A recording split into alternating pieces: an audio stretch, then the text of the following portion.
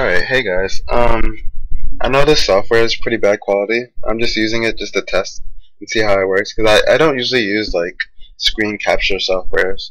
So just testing it out.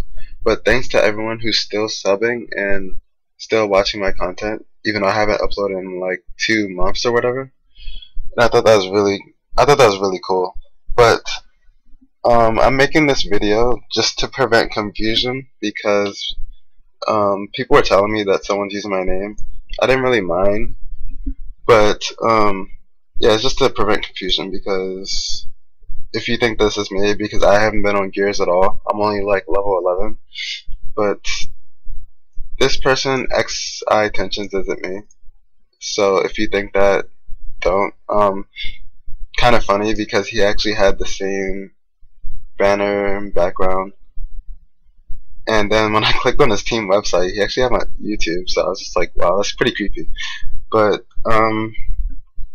that's pretty much it. I'm gonna probably make a gameplay video tomorrow. I don't know of what. I haven't really been playing. I haven't been really into the game at all. But yeah, this is just the video just to say this is not me. I know he's playing a lot of Gears, so